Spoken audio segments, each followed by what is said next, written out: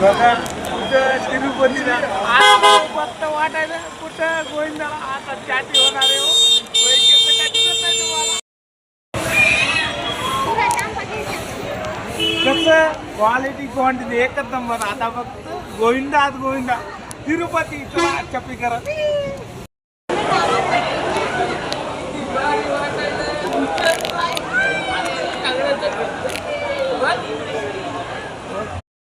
राम राम भाऊ, जय श्रीराम.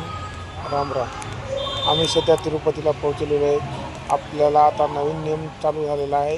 इथं काय व्हायला माहिती आहे का, खालच्या गेटवर RTO उभा राहिला, कॅशमध्ये 10,000 रुपये फाईन मागायला आणि ऑनलाईन 40,000 फाईन मारला.